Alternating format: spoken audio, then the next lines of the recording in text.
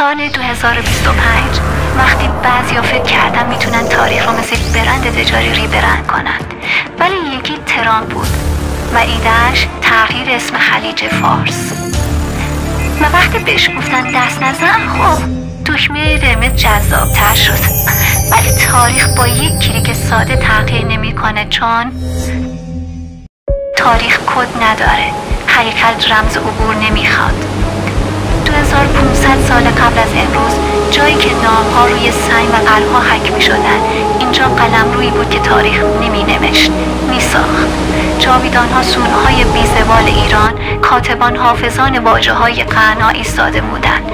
زنان، مردان، دریانوردان، تاجران و در میان همشون یک اسم که از امواج دریا تا سنگ نوشته‌ها تکرار می‌شد: خلیج فارس.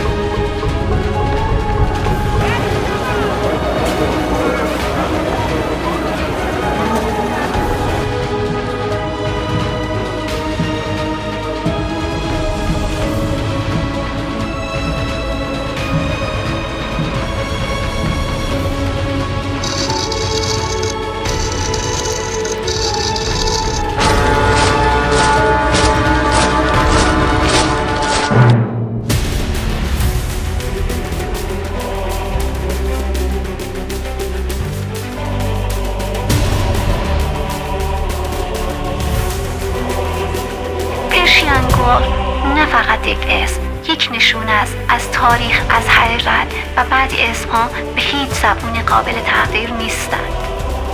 واقعیت دکمه ادیت نداره.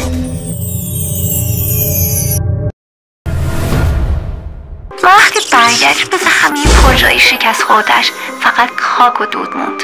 دکمه‌ها خراب شدن، ولی اسمها هنوز سر جاشونه.